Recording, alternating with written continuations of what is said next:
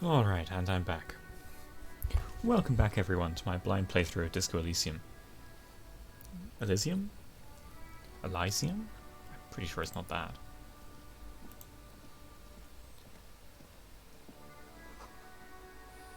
Ruins full of snow. No one lives here anymore. This time, we're going to find out the difference between going to war on drugs and going to war on drugs.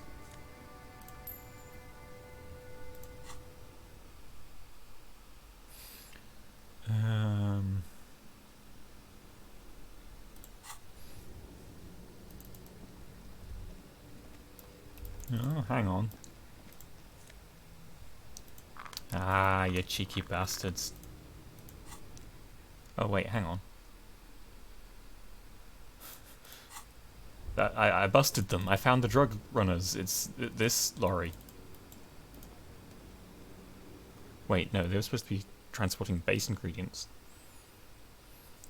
Pale driver. The small wrinkled woman does not greet you. She nods along with something on her radio. A photograph is clutched in her hands and there is a warm smile on her face. It's the warmth of a winter night's fire. Maybe she could give you comfort and shelter? Some cigarettes and food money? Maybe she's your... grandma? Nothing. Her smile just keeps whitening. Her hair is grey like lead.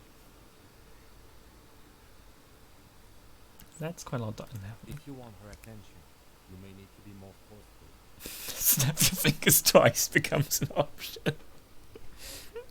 More forceful. The double snap. Excuse me, ma'am, I'd like to ask some questions. Where am I? Who are you? The double snap got it.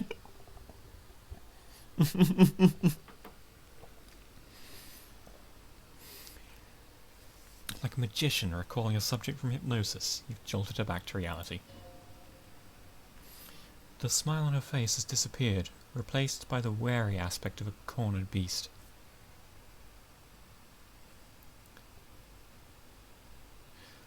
Where am I? Who are you? Hey, alright, ma'am. You were out. I remember now. I'm still stuck in the traffic jam. In the 50s. Hey, what's so bad about the Men 50s? have a small joke, and everything is made out of plastic. Why do you need plastic when you can make the world out of amber? How much amber is there?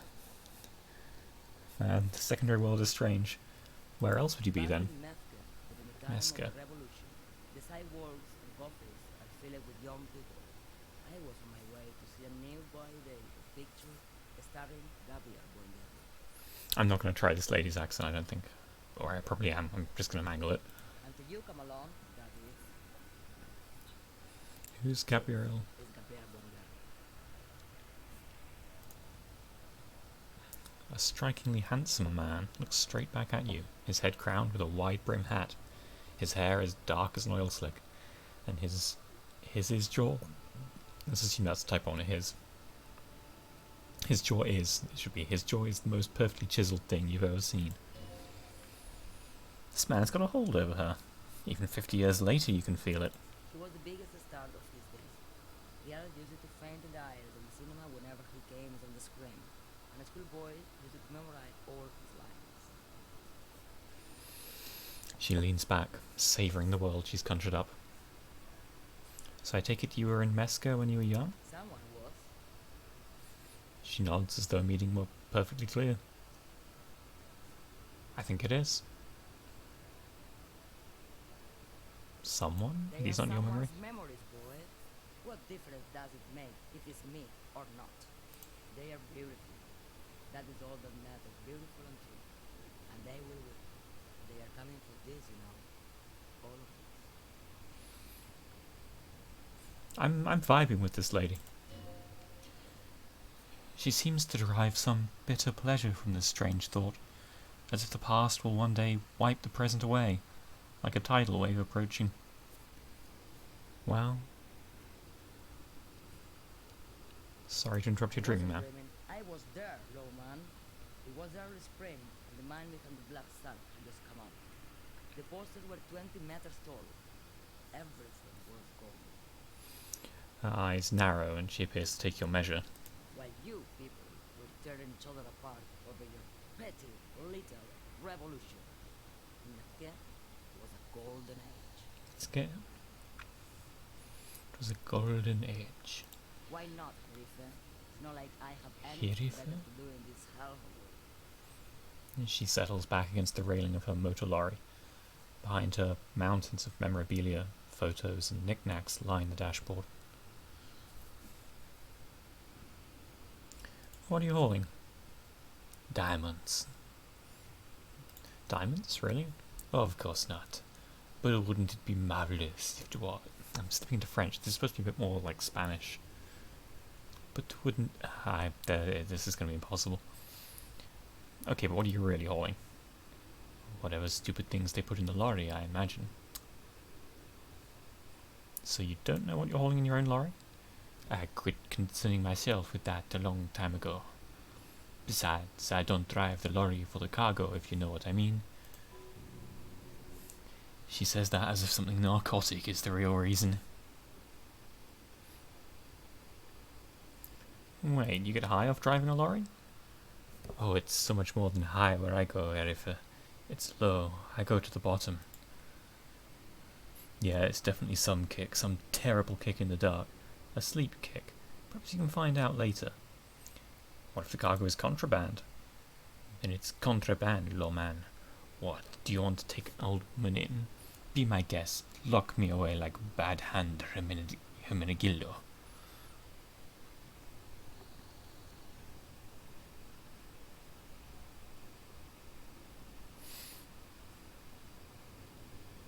You seem like a woman who knows a thing or two about drugs. What do I need? What do I need drugs for, lawman? What I see, what I feel. The great adversary. No drugs can compare. The adversary? Yes. There is a protagonista. She gestures to the intersection. And an adversario. I am on the side of the adversary. There is no coming back from that hole. I like this crazy old witch. I don't like the sound of any of that. Sounds like a horrible drug. The worst one of them all. That's not really what I was getting at. And what were you getting at?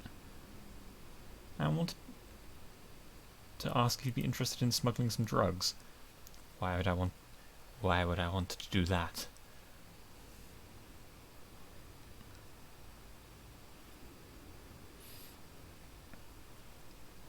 I don't know, the thrill of the criminal lifestyle? Lawman, what in the name of God are you talking about? Okay, let me put this another way. Are you smuggling drugs through Terminal B? Her shoulder bones crack as she shrugs. Hey, mine did too, but quietly. Maybe, probably not. Makes no difference to me either way. You said earlier you don't know what cargo you're hauling. Could it be drugs? I mean, if this is... It's supposed to be her lorry behind her, though. And the drugs were in this green lorry that I just pilfered a bunch of drugs from. It's probably going to take them away from me again, because that much speed is unreasonable.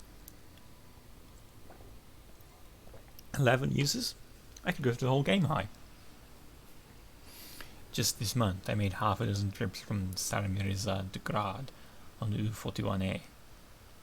How do you think they take from Saramiriza to Grad, lawman? I don't know, that's why I'm asking you. It's diamonds, lawman, obviously.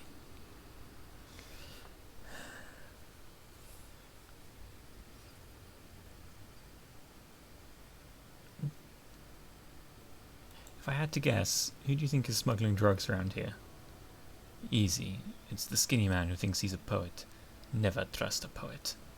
Also, he's the only one I can see from here. Okay, if you're not involved with drug trafficking, why are you still waiting here? Where do you want me to go? This isn't so bad. I can listen to music, or the seagulls, look at all the colours and the features of the world. It's a good palate cleanser, this jamboree. I can't... Or I can just relax and let my mind carry me back where it will, to the Great Plains.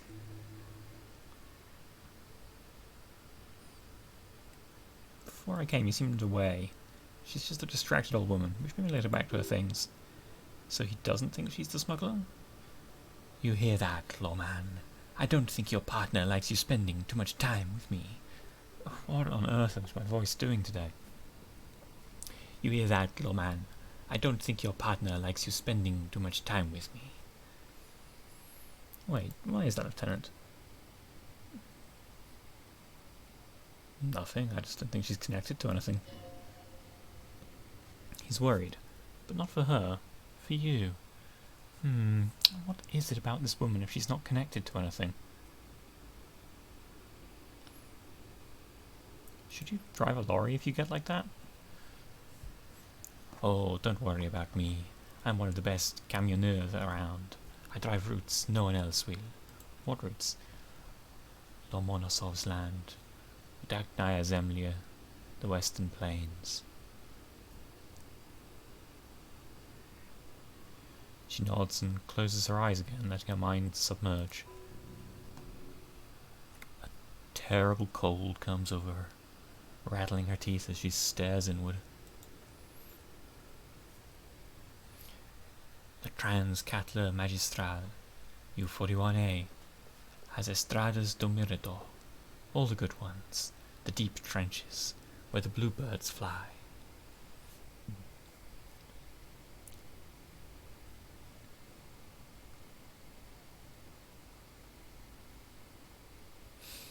Cool. Ride until you dust, sister. Ermau. I already am dust. I still don't really understand your thing for that boy. Of course not. To truly understand the boyadero, you need to listen to On the Western Plain. Okay, what's that? It's an old ballad about a young girl who falls in love with a daring boyadero. He promises to marry her as soon as he returns from the Western Plain. I'm guessing that doesn't happen? Of course not. The boyadero returns from the Western Plain a changed man. One night, as he and his beloved are out walking along the River Magritte, she pleads with him to give up his riding and settle down. It might be Magritte, but I just don't care anymore. I think I see where this is going. So the boyadero strangles his beloved and throws her body in the Magritte. Then he rides off, because the Western Plain is calling to him. That's not where I thought that was going. You have to understand, a true boyadero needs a whole horizon to himself. He can't be tied down by man or woman. His beloved was selfish. She didn't know what it means. What if to truly love a boyadero is to float lifeless downstream? Thank you for now. Okay, I need to get that record so that I can do the quest. Sing karaoke. Sounds like a sad song. Now, where would I get one? The store, probably. The pawn shop.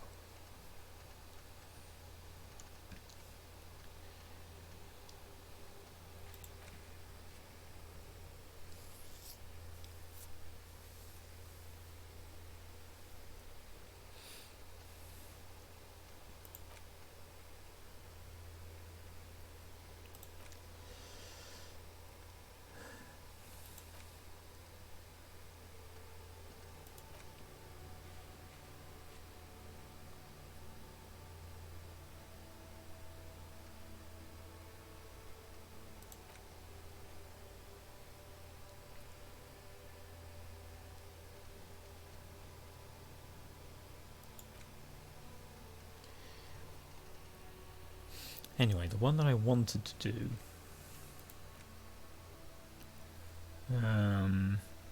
that's something I wanted to try and smoke and try again. The visual calculus one.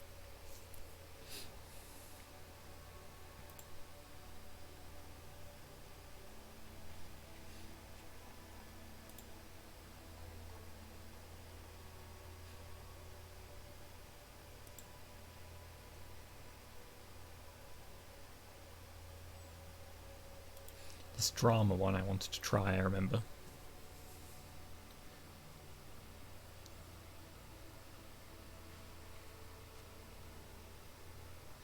get over to these areas, I need this bridge to be open, I guess. Or I need to find a boat. Aye. Oh, and the monument. But it wasn't letting me use the cigarettes yet.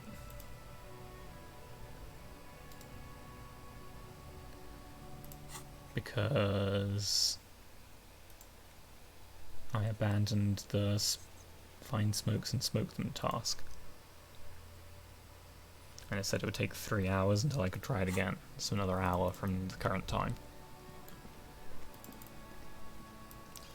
I also have an absolute dickload of speed. Like so much.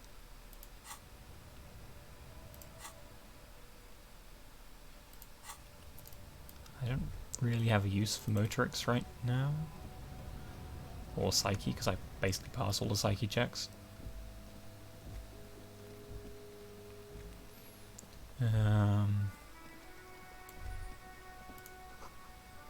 Stop. Between those trucks down there. Smokes. Go get them.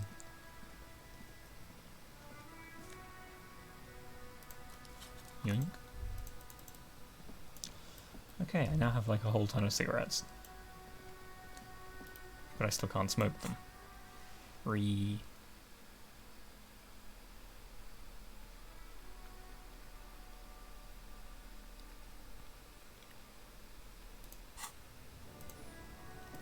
Oh yeah, I should, I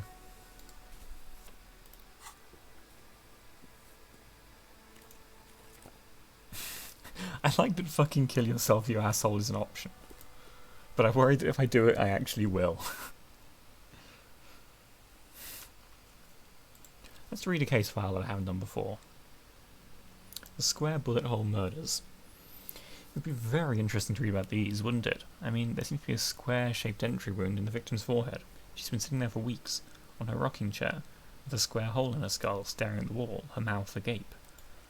And that's all you got. From the half hour you spent piecing together, all you know is the entry wound was square-shaped. You never found the bullet. And then another body showed up, also with a square hole in his forehead. A sequence killer? Who knows? Those pages are missing. What next? Don't worry. One day. Interesting. Well, I guess I'll do another one. That one didn't go very far. The couch in an unexpected location. Some assholes bought their couch outside, then hung out on it, in the middle of the street, on the roof, on the hillside by the motorway. You know, at an unexpected location. They were young, and they thought they looked cool on it. They actually looked like assholes. Insufferable dicks. Young people are the worst. So anyway, you got a complaint about the damn sofa, or couch, or whatever it was. They were leaving it out there in all these unexpected and whimsical locations they took it to, where they also took photos of themselves on it, and smoked cigarettes, and drank coffee because they felt it's intellectual. To be fair, it'd be a lot more intellectual than doing speed, you idiot. Cigarette butts, coffee cups, stupid couch. You had to clean it all up. And you did, so congratulations to you. Case solved. Did I ever catch those guys? No, you didn't have time for that. These notes show that what you have what is called a real goddamn job. You don't have time to be chasing down the couch assholes. You have a real job to do. We'll leave murder at the hookah parlour until another time.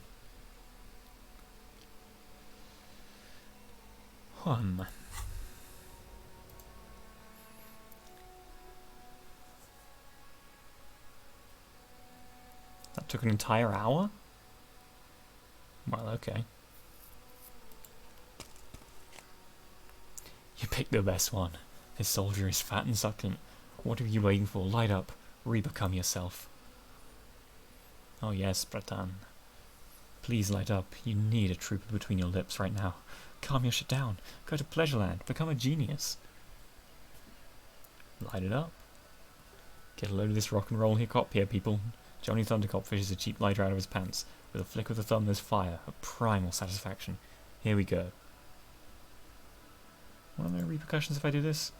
Repercussions? There's a high risk of glory with a mild chance of cool genius. Smoking makes you an intellectual. Everybody knows that. Logic. It will help you concentrate a bit, that much is true. It only lets you concentrate because you're in nicotine withdrawal. It only mitigates its own... Blah blah blah. Boring. Light it up. Boom. Thick, warm smoke gets sucked down into your lungs. Immediately you feel a warm nostalgia fill your head, body and soul. Nostalgia for yourself, the man you were in your youth. Johnny Thundercop is back, and he's chill as balls. Yep.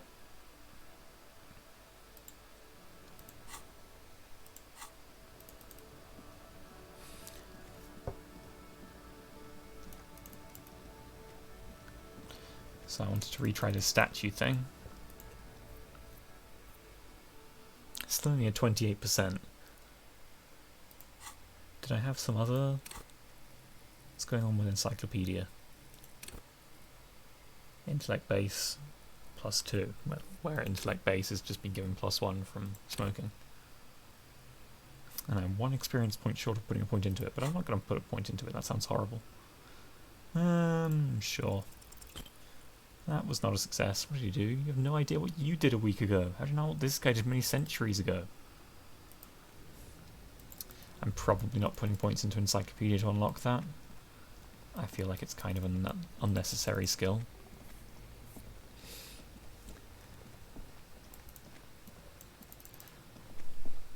But hang on, would I be able to do the drama one? Or I don't know if I've unlocked that one again. I think I re-unlocked it by virtue of getting some points for getting her to stop abusing her kid. It seems like you can re-unlock checks by either leveling up the skill or getting a situational bonus. Hello again, esteemed officer, and welcome to Crime, Romance, and Biographies of Famous People. Is there anything penalising drama? No. Okay, did I have anything that would alter drama? Interfacing, esprit de corps. I could penalise drama, but that sounds terrible. And I could go back to the shirt in order to have conceptualization instead of physical instrument. Hello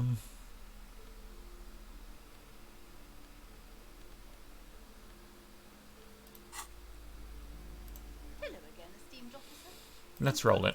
Crime, Romance, and Nice. Biographies of Famous People. The perfectly standard 7 roll, so... Slither up to you, silver-tongued fiend. Show her what world-class perfidy looks like. Wait, what if I don't want to lie? You're not lying, you're giving her peace of mind. The means are thus justified. Sorry, drama has the most obvious voice and for some reason I wasn't doing it.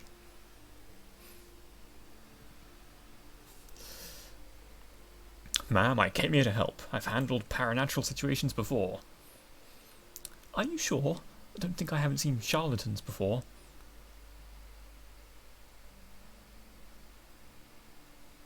I sensed the psychic emanations from afar. The sleeper beyond calls out. I'm not sure I can trust your claims. Honestly, you look like a bit of a drinker. I'm sorry for being so blunt, but... Hey now, hey. You need to boost the focus, alright? The lieutenant keeps his usual stony calm. He silently picks out his notebook. Esprit de corps. Go ahead then. Rock her world, he thinks. I'll compose some notes.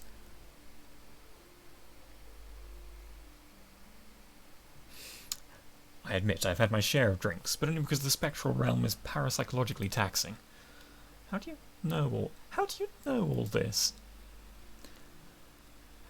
I am the Void Revenant. I have the powers to debad all the bad energies. I should have realised. A pattern lies within the fabric. The hand of fate guides us. Our meeting couldn't have been mere chance. Perhaps you truly are the one to deliver this woman from the doom.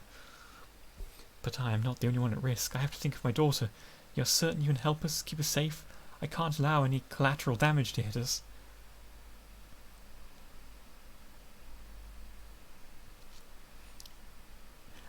Just ask my partner, Kim. He'll vouch for me. The lieutenant has not been listening closely enough. You've put him on the spot. Certainly so, ma'am. I can assure you my partner is eminent in this particular field.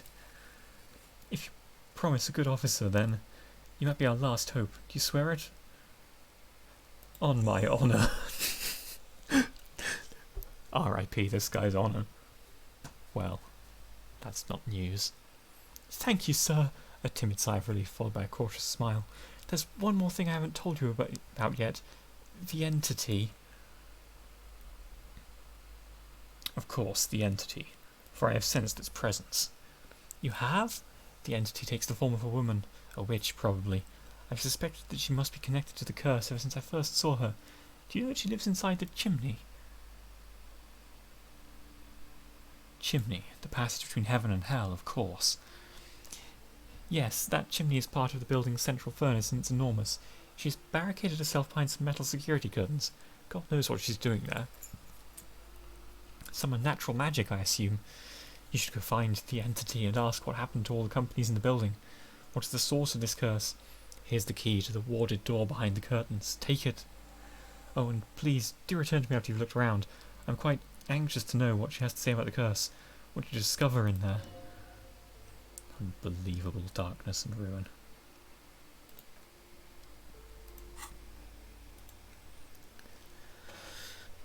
Well, we now have a quest to investigate the doomed commercial area. I should also, now that I have a little bit of spending money, buy that one book that felt super necessary. I think it was this Greatest Innocence one.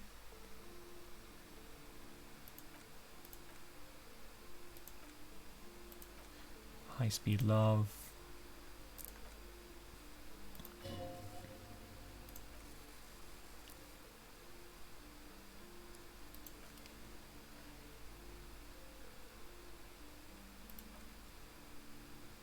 Yeah, sure. I don't know when I'll find time to read books, but if I ever need to pass time and somehow don't have anything else to do,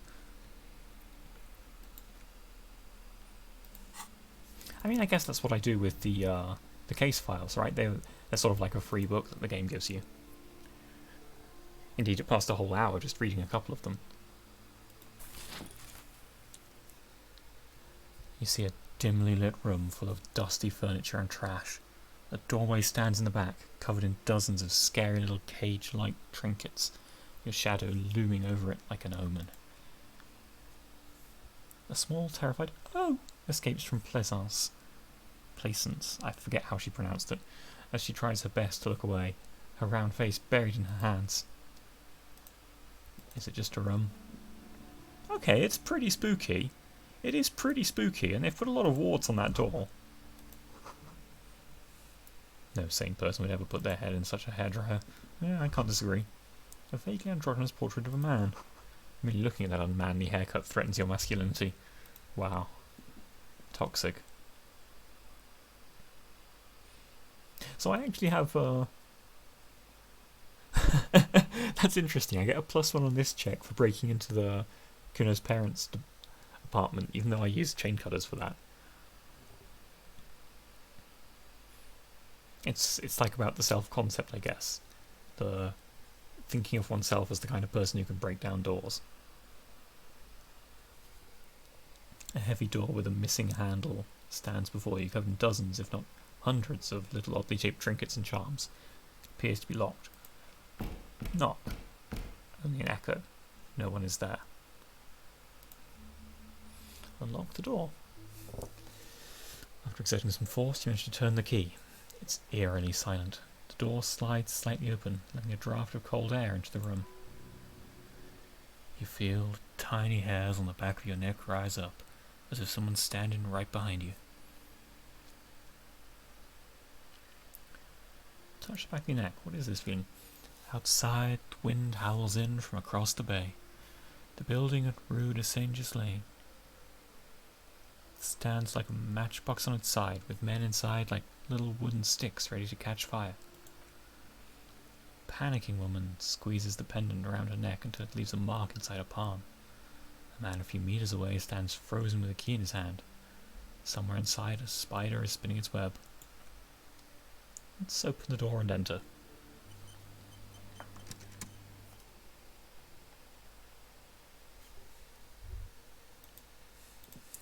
Is he going to tell me off? lieutenant stares at the dusty training equipment. Looks like a gym to me. Yes, but no one's been here in ages. He draws a stripe on the dusty floor with his foot. I doubt the electricity still works. Good thing we have a flashlight on us. Don't forget to take it out of your bag before we move on. An eerie feeling rises in your chest. What if there's a reason why no one's been here for ages? Yes, because it's closed. No need to look for supernatural explanations when a banal one will do. Let's move on, shall we? Game politely pointing out that now is the time to equip the beacon. Probably wouldn't hurt to swap that for speed either.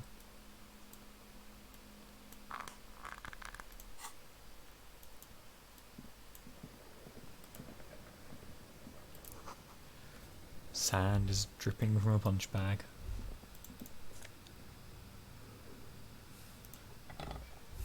Heavy shot put ball. Does it take up extra inventory slots to represent how heavy it is? Nope. If you like, you should hold on to this and make good use of it. To sell such beautiful old sports equipment would be a sin, but it also has a really good price, and it's really hard to see what use a shot put ball will be. Poster says Citius Fortis, and the rest is worn off. Barbell. A barbell lies on the floor. The colour has worn off its weight plates. It's 60 kilograms. Your triceps hum at the sight of these weights. Show the world what kind of beast it's dealing with. Lift them. That takes a 14 on physical instrument. Is this familiar because I'm a weightlifter? No, it's not that. It's the stale smell of rubber, the squeaky sound of sneakers, your bruised knee against the mat, and a whistle, and the feeling is gone. It's just a memory. A memory from another life, when you were young and fit. So I can get +1 physical instrument by equipping that. And I could also take a drink.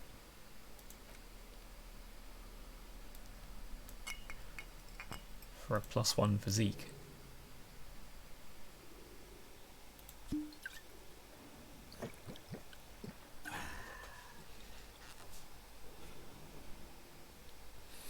I am taking a bit of a pounding on these numbers right now, but gives me 58% chance. Oof. That's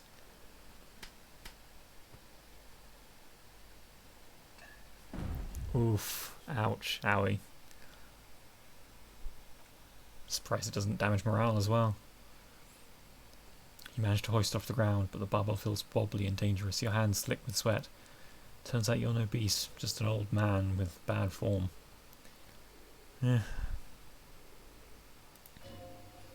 See, this place is cursed.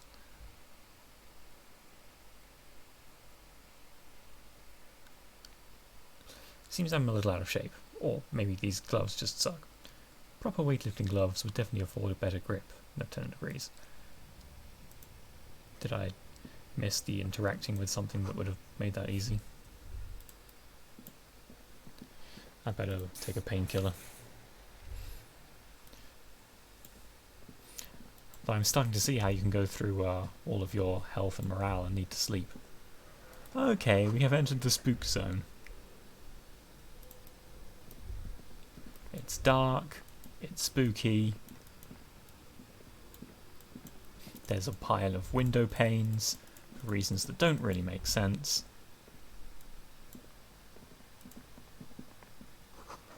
A large demijohn full of strange liquid. Wild animals stare in the dark, stuffed and mounted. Poor animals, no rest for their bodies after death.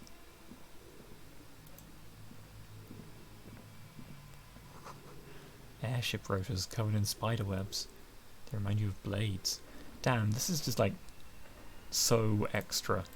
You've got the mannequins, you've got the stuffed animals.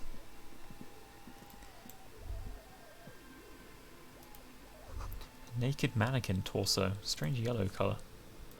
Ooh, basically got all my money back for that book. Nice to see it.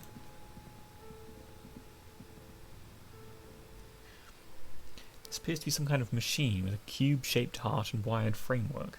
The keyboard has a rectangular on-off button. A piece of paper still hangs from the printer.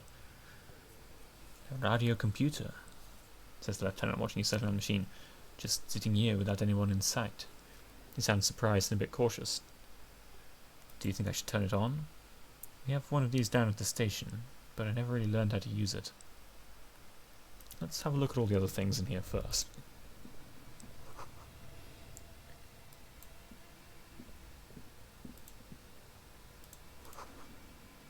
Developers of the most advanced RPG in the universe. I hope we're not outside the game. Frequency fireplace. This old fireplace is covered in lines drawn in blue and red marker, the mesh spreading over the stone like blood vessels on alabaster skin. It looks ghostly and strangely ancient. A diagram for summoning some time-forgotten being? The symbols seem very esoteric. What am I looking at? Radio frequencies, it seems. UKV 123.6, UKV 123.7, UKV 123.9, some written notes too. Sparse and cryptic. Radio frequencies for what? Unclear. It looks like a cardiovascular system, split into veins and capillaries. Very advanced. So we're dealing with medical here. You think so? The web is comprised of radio stations, all lead back to one red heart titled the Game Master frequency. A note says this one can listen in on any station it wants. Looks like a surveillance program. Wait, who's the Game Master? Someone very important. The leader of a massive on-air game built by these people. If it's a game, then who's playing? Whoever decides to call in to a call-in station, it looks like. All of this gone, left unrealised. There's no way a little basement studio working here could pull anything like this off.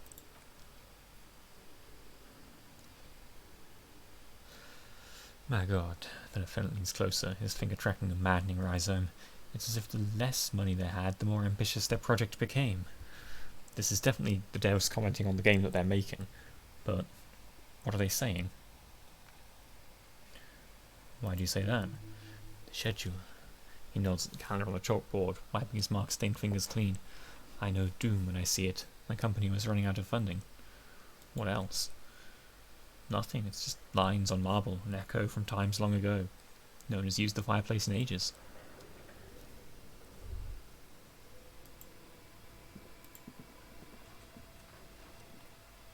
Project Dread board. Your flashlight slides over a green chalkboard covered in scribbles, sketches and schemes like some ancient cave mural. Some of the writing has faded with age, but you can still make out sections here and there. Photos and drawings have been pinned to the board.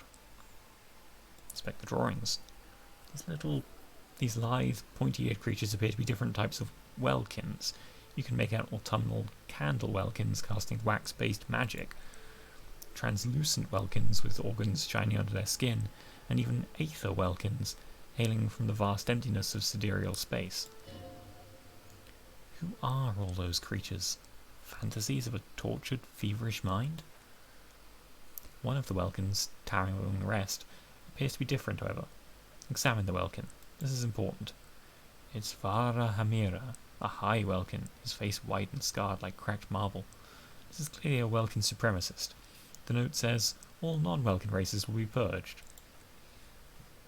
The Holdir, the Dweorg, humans, and even the Headless Men, all of them, purged. Imagine a world filled only with welkin. Green welkin, dread welkin, and the high welkin to rule them all. Lieutenant Kell will help but comment, an inordinate amount of time has gone into drawing those little welkin creatures. Why would anyone spend so much time on this?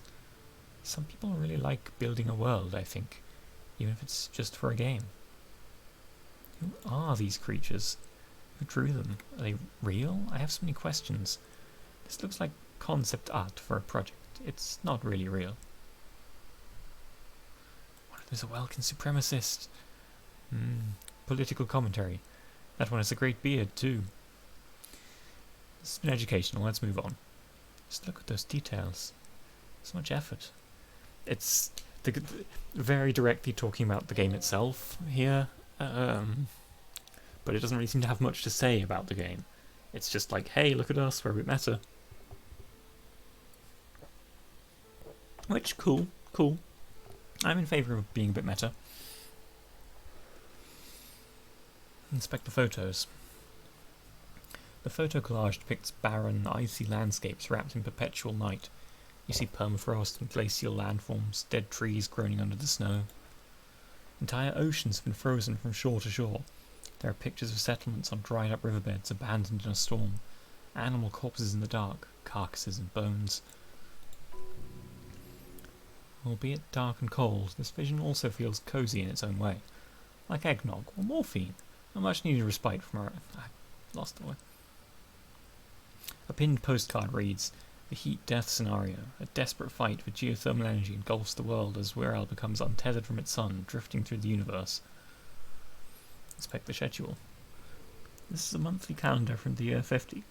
Cryptic words like sprint, daily mini-me, and GPI span the... Is it mini-me or minim? It must be minim. If it's mini-me, I'm just going to be like, what the fuck? Is this 2006? The grand scheme of production and money. Everyone is constantly teetering on the edge of the abyss. An abyss of production. These squares look orderly, but beneath them is chaos, worry, pain. Keep reading. What happened? As time goes on, numbers in the boxes grow rarer and rarer. The board becomes an empty snowfield in the final days. Only failure and regret dwell in this region. The lieutenant looks at the frigid ice field of nothingness and concludes, looks like they didn't make it. A note in the bottom left corner of the chalkboard says, "See the production schedule filament for details." Inspect the notes. The handwriting is only partly legible, but you can make out 3 slogans. "Call in, tune out," "We're all untethered," and "Heat death of the universe." Outside, a cold wind wraps the building in its bosom.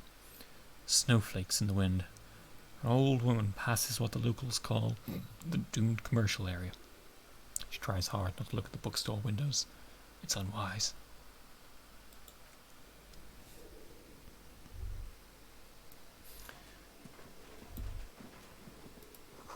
Where are the clothes it used to display?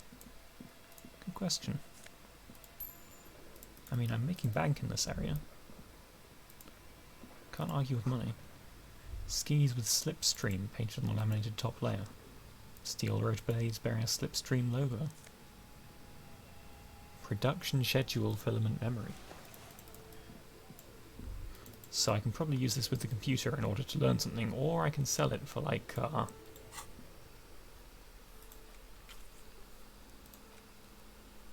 oof, 10 real. That's... oof. This cube-like crisscross of filaments feels awfully fragile in your hands, its intricate structure covered in dust. Silver tape on the side reads, "Production schedule." Note, this filament contains information that can be read using a radio computer. But the question is whether you want to take it out again. Turn on the machine. The machine lights up like some prehistoric animal stirring from its slumber, revealing fluorescent play and print keys onto the keyboard. The hatch on the machine's central compartment is wide open. Look inside. It's empty like a beehive without its brood. Some cables have been left dangling, disconnected. The filament you have would fit perfectly inside the compartment. I'm faintly confident that this is going to cause me to lose my 10 real filament, but yeah, insert it. Like a smooth drawer, the filament slides into place. On the keyboard, the play key starts blinking. Okay, it says I can remove it, but maybe that's just an attempt.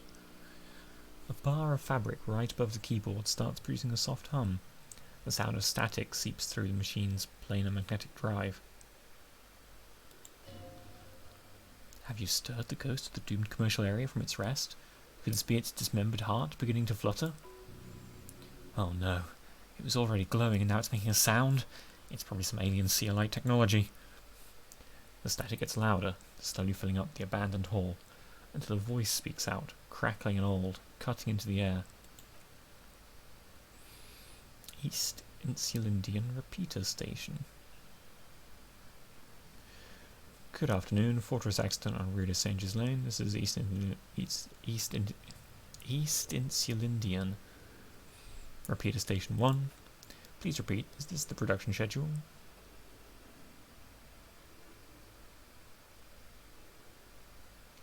What's the production schedule? The filament you have inserted into the reader? You mean that glowing thing I put inside? Yes, that production schedule. Yes. Good, please repeat the password. You should ask for a hint. A password? I'm really bad at passwords. Can you give me a hint? No. Is it my birthday? Still no. This is the police. Please open this thing. The voice recites, I am contractually obliged to protect the privacy of the filament holder, Fortress Axton. Without rectifying a warrant with Intel, I cannot give you access to this filament. I'm afraid we're not doing that, unless you want to wait for a month.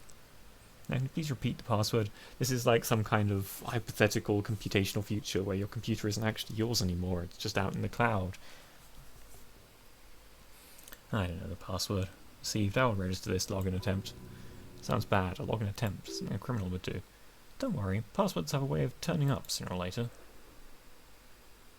Why did you call me Fortress Accident? Fortress Accident is the company on whose name terminal you're currently using has been registered to. Do you have any other information about this company? One moment. You hear her flip through a catalogue before she reads out with studious care. Fortress Accident SCA produces revolutionary interactive call-in radio games. That's what the catalogue says. And what's that, this interactive call-in radio game? A static drowns her response. Any other questions? You hear her ask.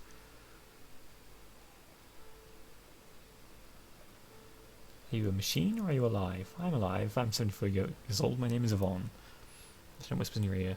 She repeats passwords. Programming people are all paranoid.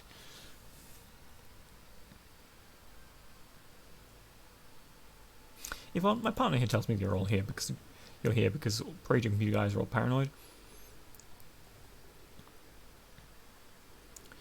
They're merely cautious, says the old lady. It's my job to protect the filaments as a partial repeater at the Eastern Sealindian Station. Okay, but where are you? How do you know where I am?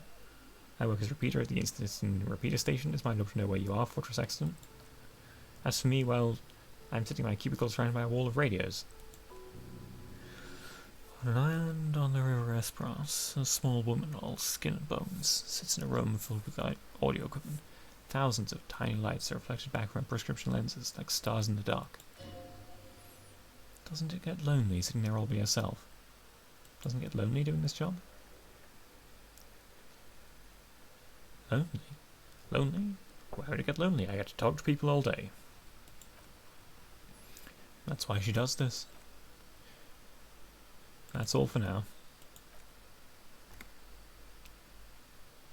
Press print. Remove the production schedule.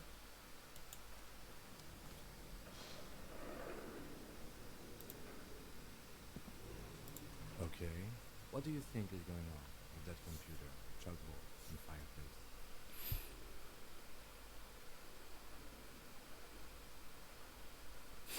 It's just a failed business, and the only question is what the hell were they making? Yes, that is the question. Lieutenant takes a step back, steepling his hands. It looks like one of those popular pen and paper role-playing games, only these people were trying to automate it, make it work on radio computers. Utter madness, he thinks, as a compliment.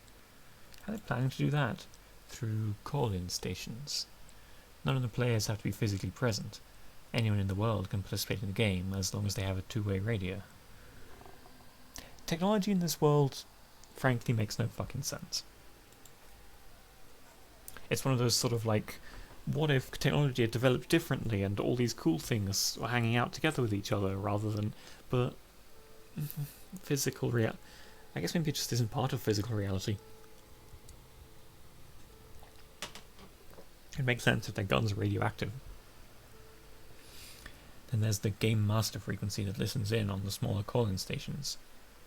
I think that was supposed to coordinate the stories, functioning as a master of ceremonies of sorts. His fascination has swept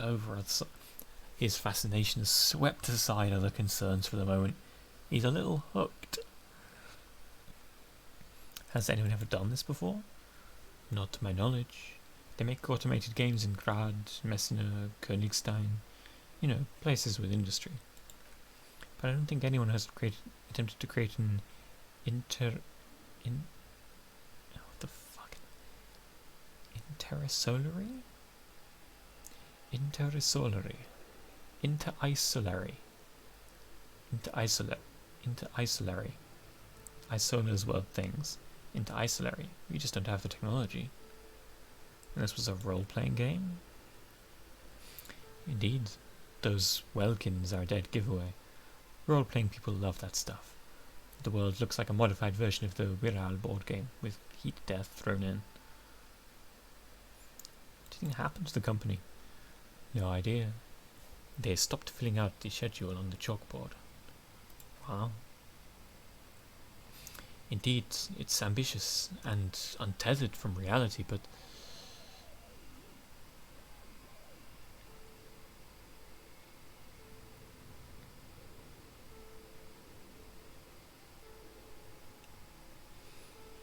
they were insane if they thought they could do this. Yes, especially in here. The lieutenant looks around the derelict room. The pipes howl and a rat crosses the floor in front of your feet. Okay, let's keep moving.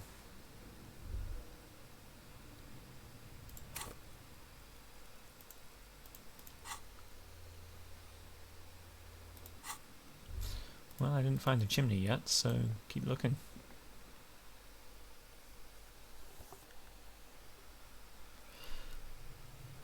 Ah, it's night time now. Wonderful. Love that.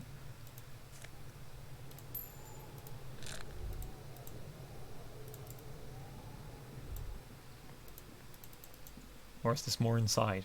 I guess this is still inside? It's only 5:30, it should be evening, I think. Ice bear fridge.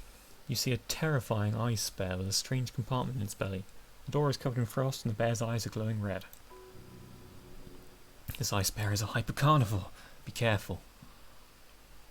What is this thing? It looks like a giant ice bear. The lieutenant doesn't answer. His eyes are glued to the animal. A sharp slice of light shines out from its mysterious belly door. Crack open the door. A gust of freezing cold air rushes to greet you. You hear a low grumble as the bear regulates itself. This is the inside of a refrigerator. The lieutenant takes a peek inside. His hand has found the holster of his gun. Relax, Kim, it's a fridge. Of course, just a giant ice bear-shaped fridge. He relaxes his hand, his face bathed in the harsh light of the open fridge door. Let's take a look inside. Look inside the refrigerator. The shelves are empty. Damn, it's looking for beer. All you see are crumpled ice cream wrappers with the brand name Revachol Ice City. A handwritten note has been attached to the door. The fridge is huge. Take the note. You pocket the note, and the little fridge magnets. Examine one of the ice cream wrappers. A friendly cartoon bear smiles back at you from a glossy cellophane wrapper. It looks nothing like the fridge.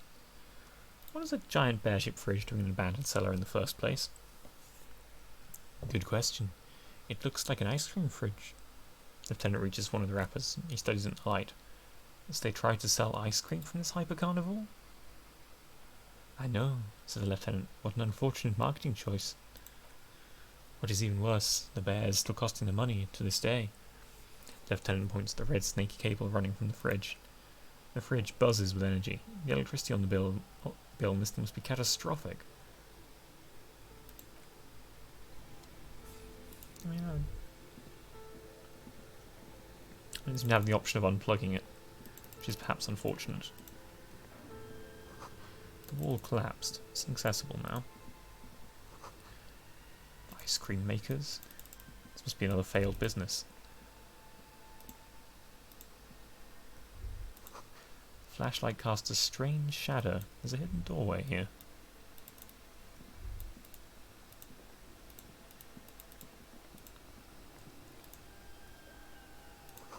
Two rusty rifles are hidden above the piping. They look inoperable.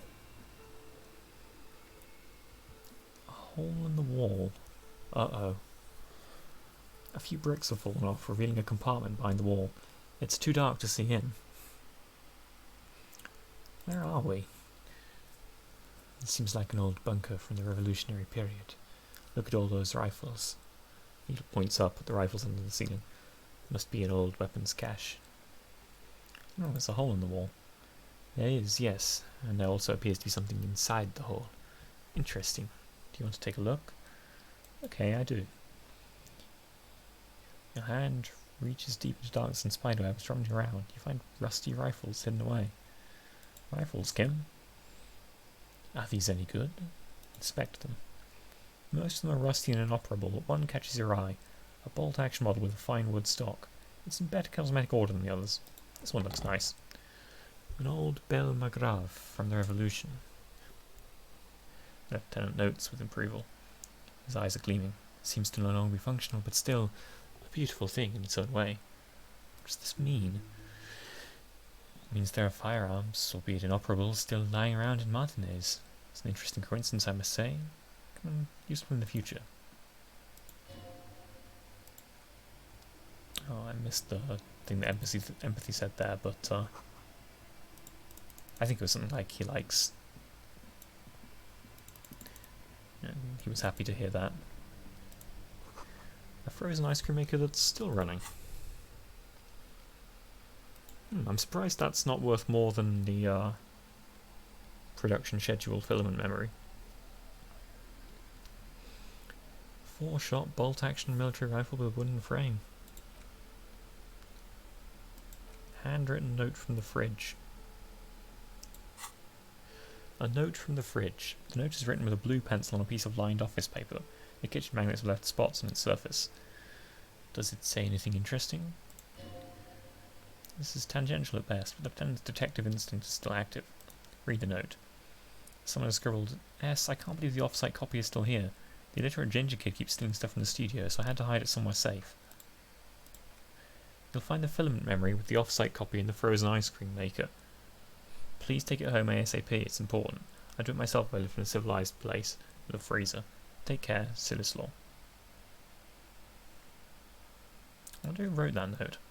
Looks like someone from that radio game company upstairs. I'm a little surprised they left their property lying here. Maybe they had to leave in a hurry. It's a plausible hypothesis. Remind me again, what's a filament memory? It belongs inside a radio computer, storing its memory. It's like a tape. You listen to disco tapes, right? It's like one of your disco tapes, only for a computer. Who's the illiterate ginger kid? Really? You don't have a single guess?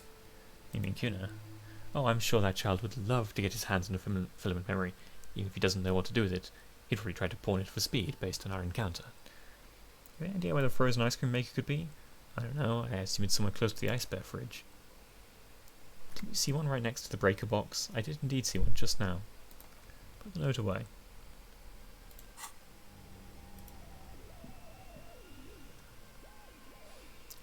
Try to crack open the lid.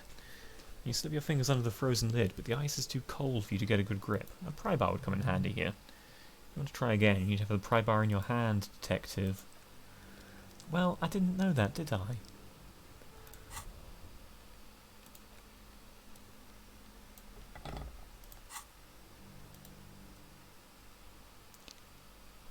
Pry bar not strong enough.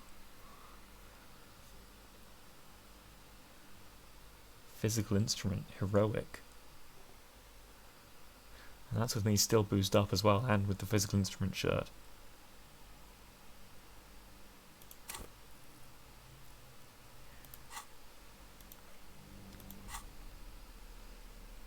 I guess I have to try it, and then learn that it's impossible, because the ice squeaks beneath the pry bar. You think you've got the bar jammed in there pretty well, but the lid simply won't budge. What is this? You see the pry bar's metal handle bending right before your very eyes. It's a good pry bar, I'm not criticizing it, but this ice cream maker is frozen shut. It takes an advanced tool to get it open. Advanced? Where do we get one? I have no idea, officer. This ice cream maker isn't important enough to requisition a special tool. Sooner or later you'll stumble upon a tool mighty enough. Then we will know what's in this mysterious ice cream container. Turn the crank? It feels oddly satisfying. You'll never become a poet or an entrepreneur. Better to assuage the creeping sense of failure than some frozen fat and sugar. Interesting. I need like a pry bar plus. Heavy crowbar.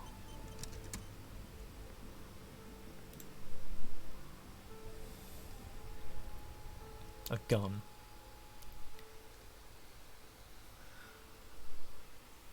I guess I could unplug the black cable. Something close to you dies with a soft electric purr. Why did you do that? It's black, it's not like it's the red one.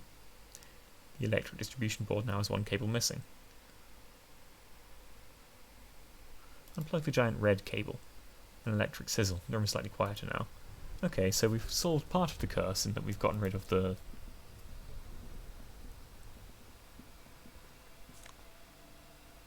Ooh. I got a tank top with just flat +1 drama. That'd be pretty useful if it weren't for the fact that I already used drama to get in here. And stairs to leave again, I guess?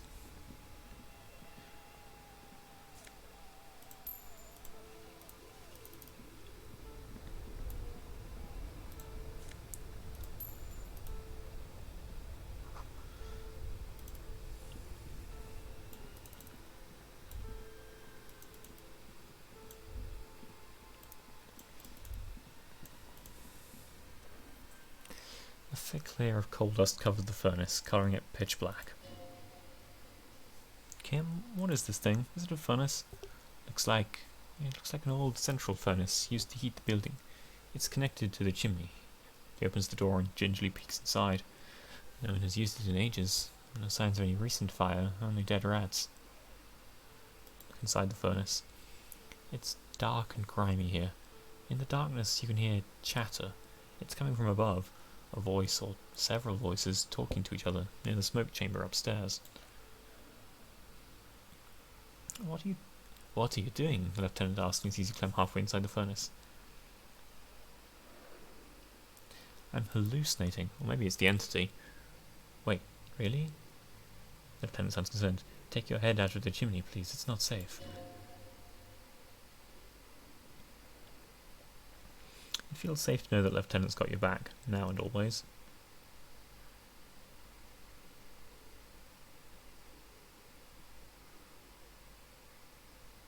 Yell hello into the furnace. Something breaks loose in you. A mighty bellow echoes throughout the chimney's depths. The chatter of tiny voices above suddenly cease. Then... Hello, you hear a woman's voice answer. You've awakened the entity. This is the police. Who's there?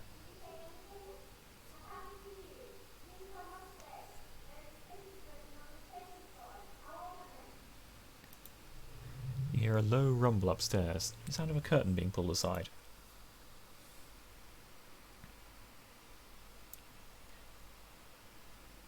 Then nods, then points upstairs. What does smearing your hands with coal accomplish? A lush layer of coal now covers your skin. Your hands look ancient.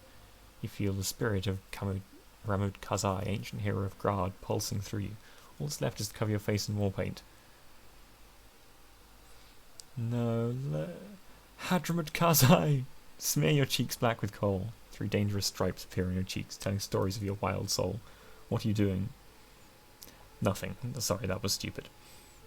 Yes, it was. Those voices I heard, maybe it's the malignant entity? Place on the side that lives in a chimney. You're right, the rooms do look like they're connected, but malignant entities don't exist, at least not the supernatural kind. I don't think I need to kick the poor chimney, it'll just hurt me. So, if this thing defrosts, I might be able to open it.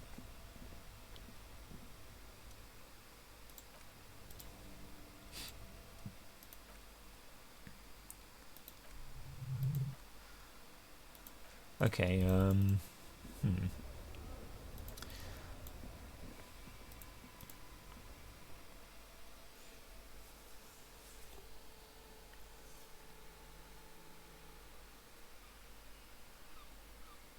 Oh, okay. I ended up over here.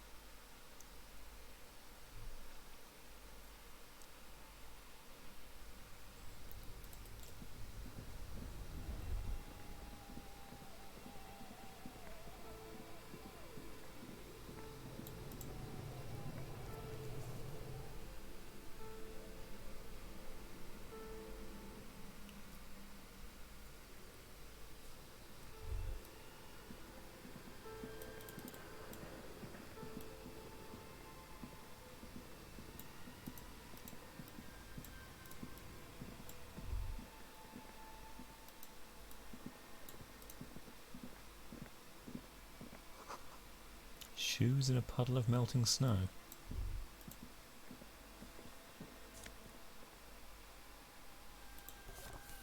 Postcard, La Delta 51.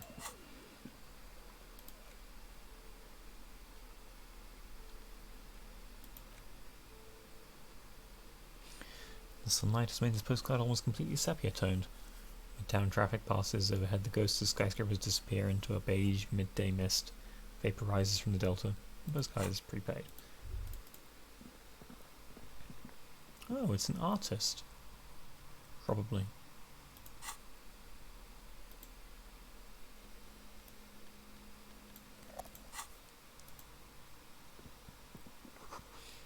Full of dice. Colourful polyhedral dice. Hundreds of them. Candy dispenser has been repurposed to contain thousands of dice. Hello, I'm Nia. A bird-like woman sits on a throne of tools with emerald light shining through her hair.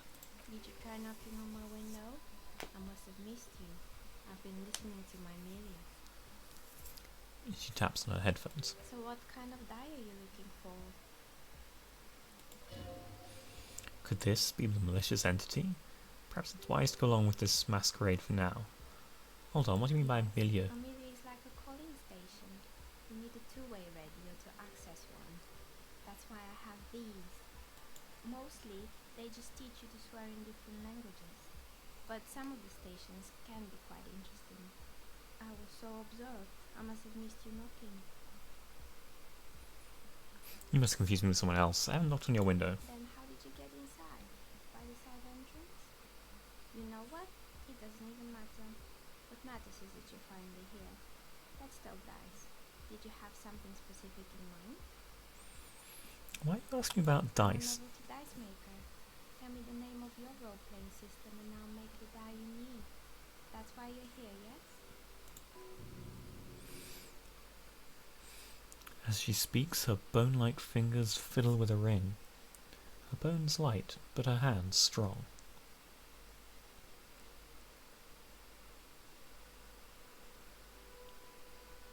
Sure, I like role-playing games that need some dice. My rate is 10 real per set, unless you want something really unusual.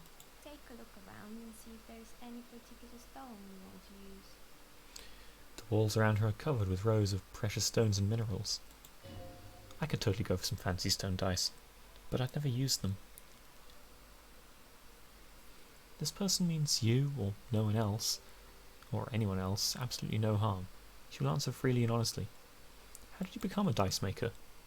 How did I become one? It was a business decision. I was a regular jeweler at first, but that's an unfocused field, with too much competition. Some of my friends were role players. They asked me to make some polyhedral dice out of cobalt. That was my first order. I grew it from there. Do you like role-playing games yourself? Not especially. I like working with rare materials and steady pay. And role-players as customers, they're nice people. She's thankful for the security they provide her. What do you know about the man who was lynched behind the whirling rags? Nothing, really. I didn't know him. Who cares about the dead body? I'm dealing with a malignant entity here. The lieutenant looks at his notebook, then the woman under the large window. Your window looks directly onto the courtyard. You're saying you didn't see or hear anything unusual last Sunday evening? I'm sorry, detective, but as you know, I usually have my headphones on when I'm working. It shuts out most of the daily ruckus behind my window. What do you mean by the daily ruckus? Well, there's always something going on in the Whirling's backyard. She stops to try to come up with an example. During daytime there are usually those kids, and lately I've been seeing a lot of drunk workers hanging about. Must be because of the strike. She's not sorry to disappoint you. Informing on someone in a murder investigation would intrude upon her focused existence. Do you often work Sunday nights? It's an odd profession, making dice for people, but I like it, and I prefer doing this to sitting at home. And you never take your eyes off your work out the window. I might have, but in this case all I would have seen is my own reflection staring back from the darkness. It's really hard to make out anything in the yard when it's dark outside. Besides, I rarely get up to look out the window when I'm in the zone. I see, thank you for your answers. Hey, where are we anyway? We're inside the chimney of an old central furnace. It's strange, I know. She looks at the ruddy bricks that make up the walls. Even though they've been repainted, there are still signs of coal black soot here and there. But when I arrived here, all the other rooms were taken, so I had to build myself a makeshift home. Besides, I don't really have to pay any rent here, so that's a plus. Lysance was right. There's an entity living in the chimney. You should ask her about the curse. I've heard this place is cursed. Do you know that people call it the doomed commercial area? I've heard the stories, she nods as the wind howls in from the furnace shaft above, but I don't think those stories are true. Wait, how do you explain what happened to all those companies then? It's just capitalism. We only hear about tales of success, so it's often surprising to realise how many ventures actually fail. This is just the right answer. A tragic one, but Plaisance is the one who sent me. She's convinced the place is swarming with malicious energies. Plaisance, the bookshop lady? I've heard that her business is doing rather well. Have the energies spared her somehow?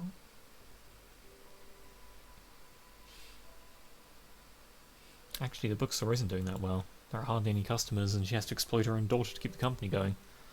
Alright, but it's not just the bookstore that's still up and running. What about the Whirling in Rags? Some people say it's part of the building complex.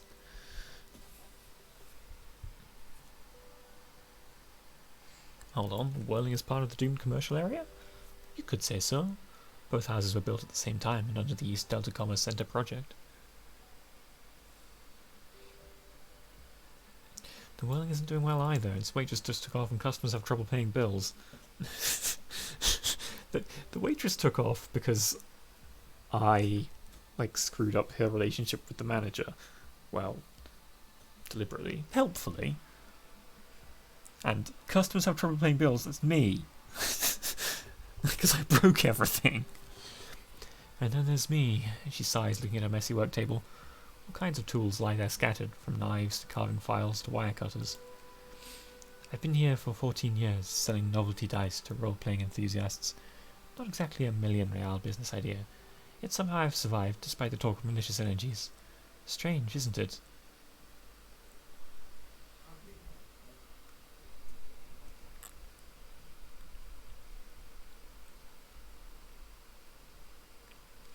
Plaisance thinks it's because you're the source of it, a malignant entity.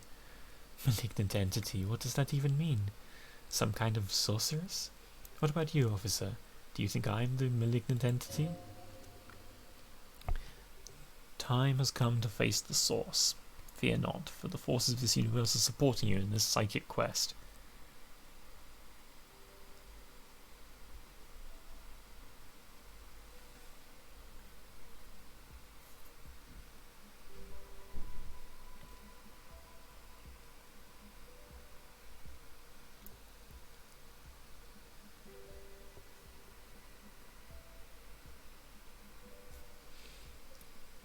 I'm almost tempted to go with 1 here, though I don't believe it.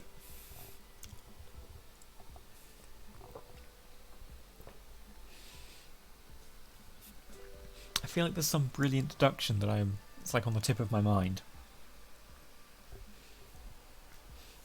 That will explain what's going on and why.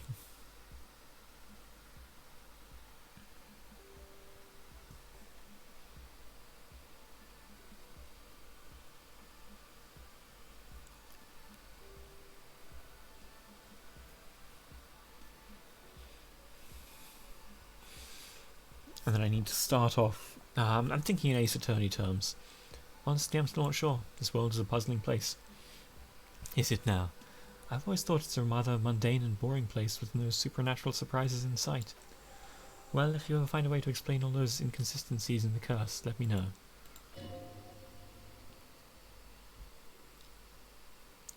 Plaisance is not going to like what you have to tell her.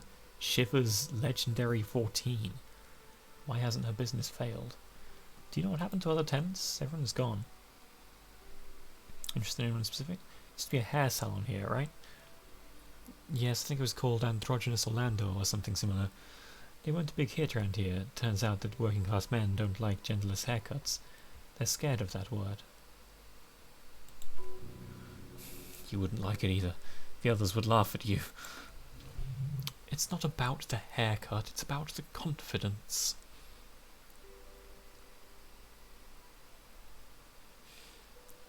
I guess I'm a simple man, I don't really have any opinions on hairstyles.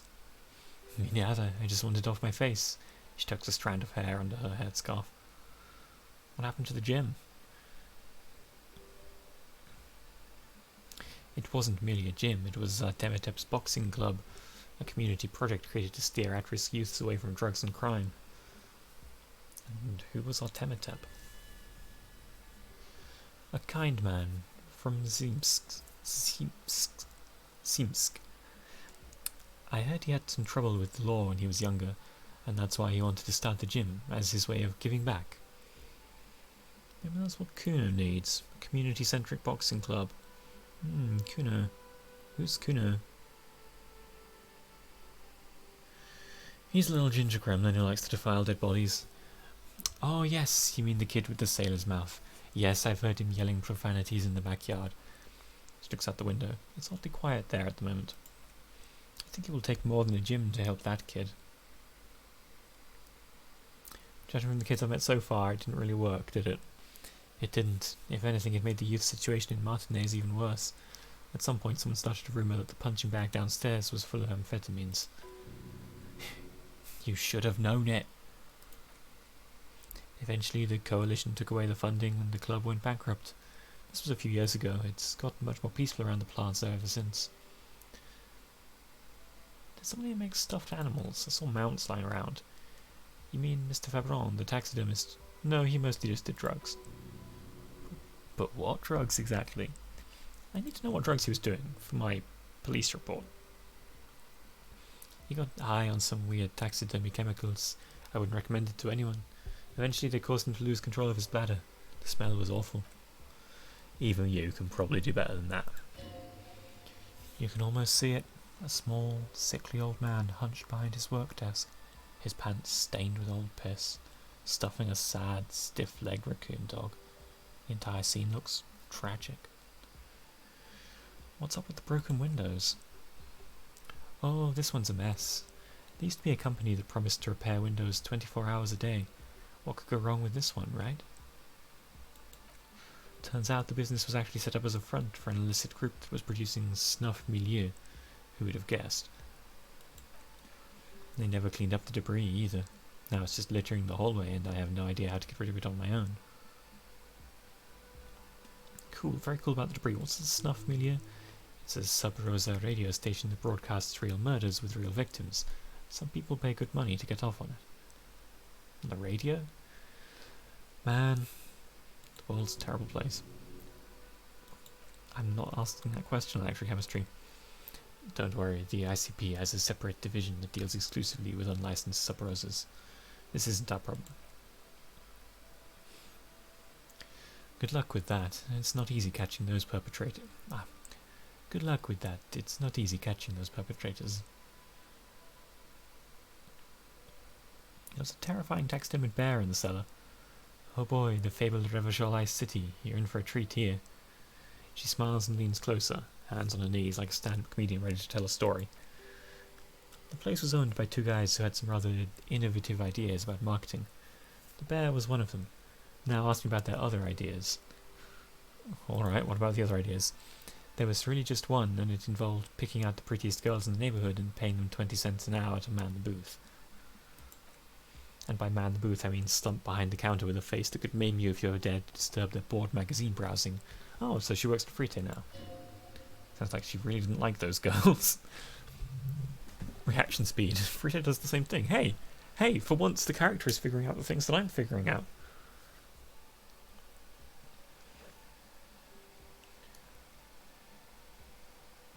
What do they expect? 20 cents per hour is dog's pay. I'm surprised they showed up to work at all. Oh, but they did. They did show up to work, and not alone. There were also acne-ridden girlfriends and gorilla-like boyfriends loitering near the ice cream stand. And they already had the bear. What about the bear?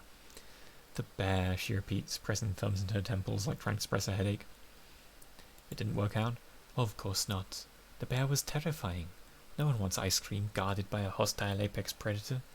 To make matters worse, the fridge didn't work too well either, and half the ice cream came out malformed and partially melted. Eventually, Revachol Ice City lost a price war to its rival, Class A 5000. Class A 5K sold caramel sundaes for only 5 cents a piece, out of regular fridges.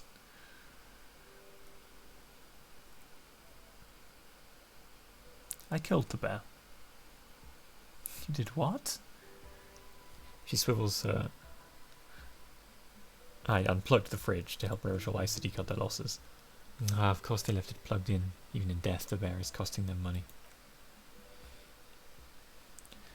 The taxidermist who made it said it was his vision beast. He said he met his vision beast while high on desiccants. He called it Megatherion. Megatherion? Megatherion. A mega wild beast. What's a mega wild beast? It's an imaginary beast that guides you through life. By telling you to do more drugs, mostly. A wise and noble beast, guiding you toward the land where streets are paved with drugs. Electrochemistry was your deal. The horrific necktie tightens around your neck, strangely excited, but it doesn't feel particularly fun this time around. I do drugs. I've got a vision beast myself. Do you? The dice maker raises an eyebrow. Well, good luck keeping it under control. Anyway, now you know the story of the fallen ice cream empire. She almost seems sad finishing the story. Some dust beams swirl in the afternoon air. Her eyes follow it idly. Outside it's light. Outside it's light.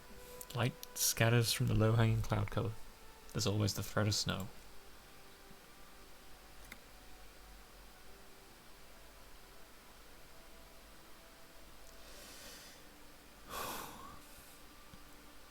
I found creepy mannequins. There used to be a fashion atelier here, but I've forgotten the head designer's name. They were doing well for a couple of years until the insect rights activists came. Insect rights activists? The atelier produced a certain collection that used chitin among the materials. Apparently chitin is made in the Occident, where it's extracted from beetle wings. Well, chitin is the material that, like insect shells are made of. They might be thinking of, or renaming, that red dye? Something. And you know how all kinds of political movements are big in the Occident. The activists shut down the biggest chitin suppliers, which of course caused the price to skyrocket. And naturally all the most fashionable tastemakers refused to be seen in chitin from then on. The atelier went bankrupt before they could finish the collection.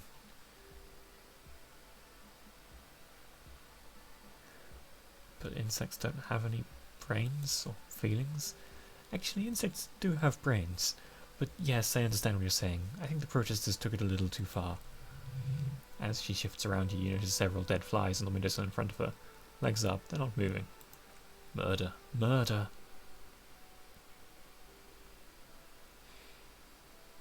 What's with the rotor blades and skis? They were made by a company called Slipstream. After they pivoted from making rotor blades to skis, their chief executive took off on a vacation with all their money. Honestly, I think it's quite funny. I think he's still sending out holiday transmissions from Tulula or Tiomotori or Kashko or wherever he is. Interesting. What do these transmissions say? The usual, I imagine. That he's been thinking up all kinds of new business plans and can't wait to get started on them as soon as he returns. Her smile widens before she sees the lieutenant's face behind you. Men like that are a curse. Men like that are a curse. The lieutenant is stern. Sure, but Slipstream is history now. All their remaining assets got seized by the bailiffs in 47. I found a strange machine. Fortress accident. The radio game studio. She closes her eyes as some remnant of memory lights up her face. She liked them. They were an interesting bunch. We talked about the role-playing systems every now and then. Once I even saw two of them get into fisticuffs over Viral. They certainly took their work very seriously, even if they seemed to be chronically liberal with their schedules. What do you mean, liberal? What happened? The usual, they ran out of money and couldn't get the project done on time. What went wrong? Well, I did hear them talking at times. She looks at the hallway as if she can still hear them chit-chat behind her curtains on a cigarette break. They seem to believe they were historical individuals on some grand quest.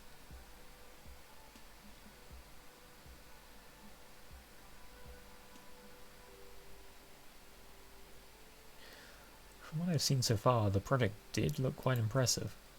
Yes, but when the money started to run out, they just began to complain a lot about capitalism. Oof. I'm feeling called out here. You know, how the markets are rigged to keep out new businesses and so on. In the end, they just didn't get it done. They didn't have enough willpower to produce something truly historic, and to show up to work on time. Showing up to work on time is hard. No, scratch that. Showing up to work at all is difficult, especially if you've been drinking.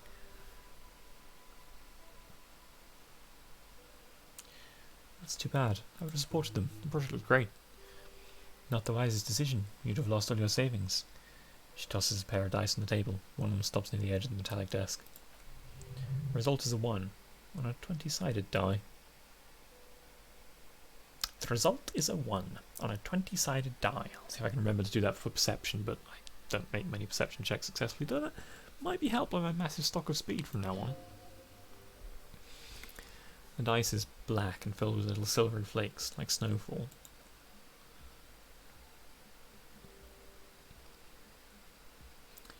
I found the building's intercom, but it's not working. Oh, right.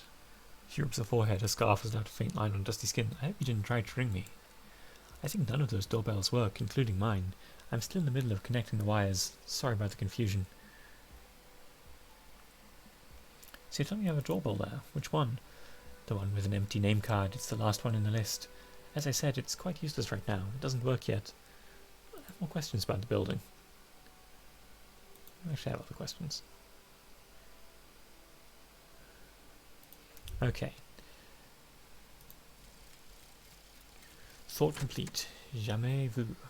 Derealisation. Jamais vu. The opposite of déjà vu. Not already seen, but never seen.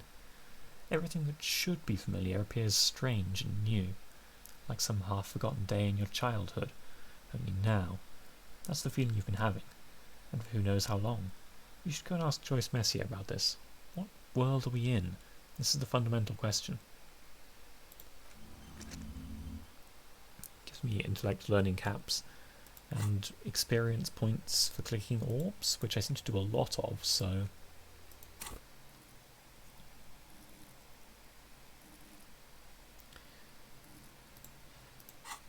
I'm going to need insane conceptualization in order to succeed on the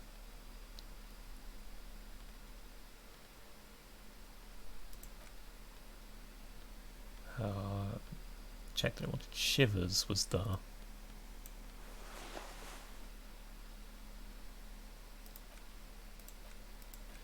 I have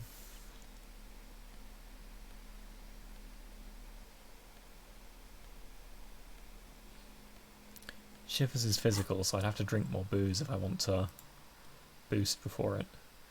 Oof. Even with the boost, my chances are going to be absolutely garbage. And I really don't want to put points into Shivers because it's fucking useless.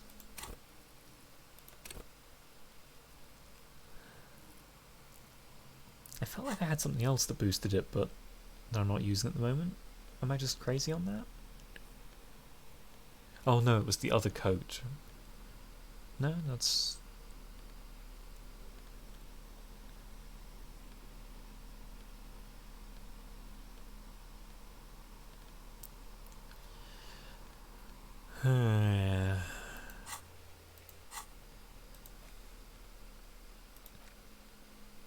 Inland Empire.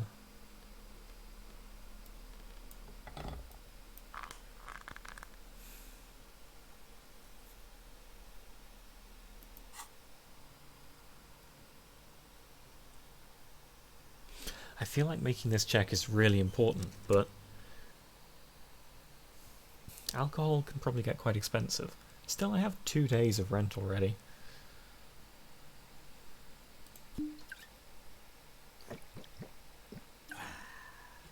Let's give it a try, and I'll even put a point in and try it again.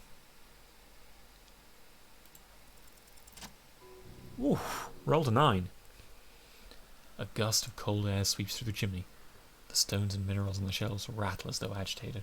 For it almost feels as though you're outside the building, exposed to the atmosphere. This is still just a theory, but hear me out. I think I know where your business hasn't failed. Didn't we already talk about this? It's because you're not in the same building as the others. This isn't technically the doomed commercial area. What are you talking about? My address is exactly the same, Rue de Saint-Gilles Lane 10. No. The old coal plant that used to be here was subsumed into the new venture, its ruins swallowed up. Yet it has a different address in the heart of the city. No, this used to be a coal plant. You're in the chimney of another building. This doesn't make any sense. She looks around the makeshift nest that she has carved out for herself, bewildered. I say my business was spared because of a technicality? Where is this coming from?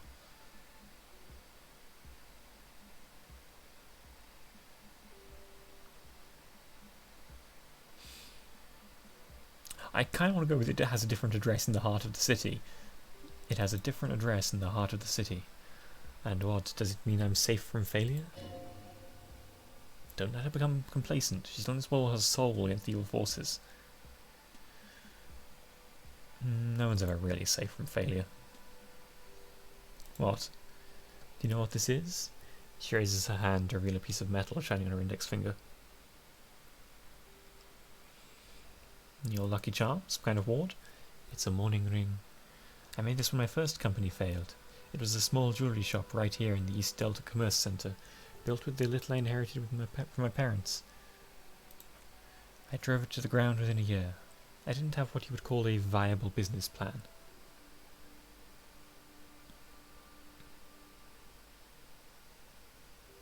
Why are you telling me this? I'm trying to avoid going too far in on believing curses are real. It wasn't just the jewellery shop either. I always thought that it was just the world, that you were supposed to try and again until you finally succeed. And now you're telling me what? That it was all because I didn't run my little shops and ventures from a dump inside an abandoned chimney? Don't call it a dump, you've made it nice and cosy here. Yeah. Or maybe it's the entire world that's cursed. It's such a precarious place. Nothing ever works out the way you wanted. That's why people like role-playing games. You can be whoever you want to be. You can try again. Still, there's something inherently violent even about dice rolls. The game is talking about itself so hard in that paragraph. You can be whoever you want to be. You build the character in this game. You can try again. You can retry white checks, and you're encouraged to figure out how to do so. Still, there's something inherently violent even about those dice rolls. When you roll dice, it does these violent noises, these lights, this sort of photographic, what's it called, when it zooms in and out at the same time?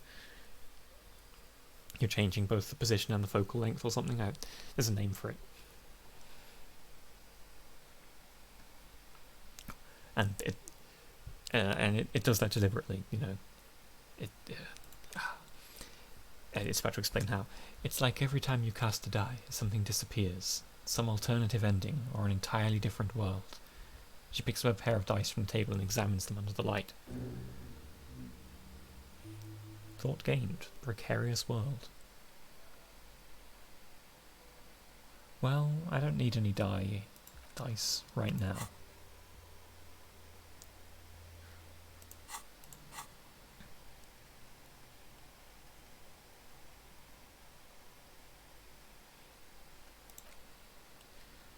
Temporary research bonus, all red checks fail. Seems like the point of this game is victory, the absence of defeat on all fronts. Victory in business ventures and creative undertakings, victory in love and over other people, political victory, ideological victory, hell, even sexual victory. Definitely a lot of object-based victories too, having things and not losing them. One problem though, not a lot of victors in sight. Everyone's mostly losing. Why is that? And how do you not lose? More beautiful art, obviously. I mean, failing all red checks for a while. oof, but I could do that by internalizing the thought, and then, oh yeah, I should probably re-equip the torch for this area.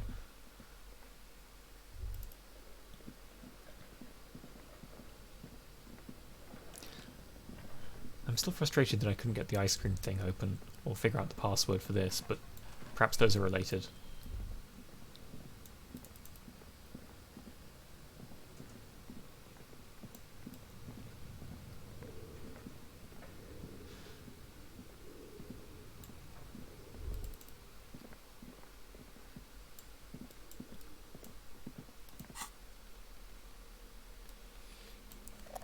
Maybe I'm obsessive, but I worry about the battery and the torch, even though I don't think the game is tracking it.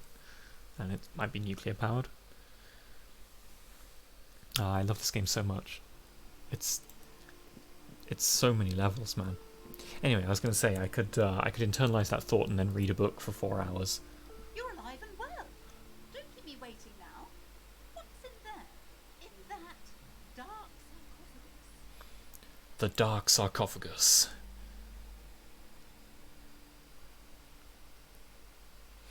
It was a charnel house of failed business enterprises leeching life energy from this bookstore. I knew it! Oh, such horrors had been thrust upon us. But what else did he find? He located the entity. I talked to the entity you told me about. Her name is Nea, and she's a novelty dice maker. A novelty dice maker? Well, spit it out. Why does she need the dice? For some kind of sorcery? Sometimes they use the ankle bones of sheep.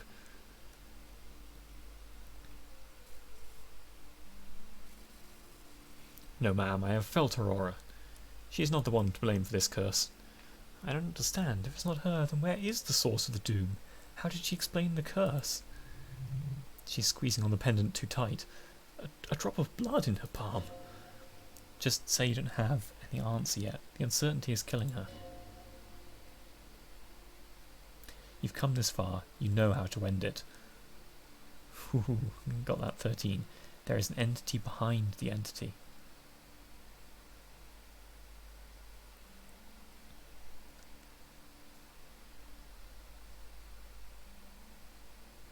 I do like just blaming the taxidermist.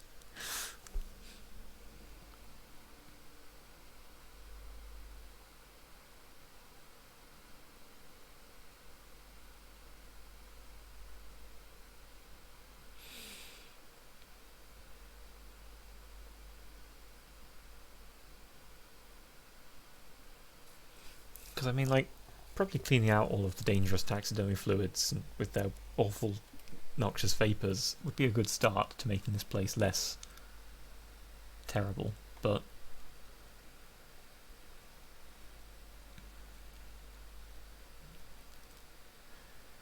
the source is the taxidermist's shop. Oh, how horrid! I knew something wasn't right about that place. Tell me, did you find a way to break the curse? Yeah, I despooked it. The curse is definitely gone. What does that mean? Are you certain? Oh, but who am I to question your methods? All that matters is the energies are retreating. I can already feel the curse lifting. It'll be a long time until we're fully free of course, but still. Thank you, officer, truly. You've brought a better psycho-emanation to this humble bookstore, and that's no small achievement. It will only last a day or a week, at tops. Then her mood will sour and she'll feel the curse again. Alright then, all's well that ends well. Should we return to our ordinary lives? The shop around you feels ancient suddenly, damp and saturated by the coastal air. The books are rotting, a great cold lives here. And there, too, 1,200 meters away on the urban coast, the dark shape of a church is reflected on the water, calling. Farewell for now, book peddler.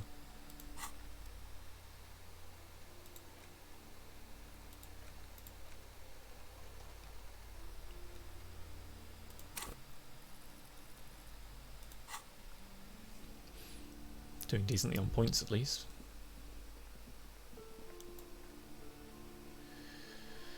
I think, having completed the bookstore mission,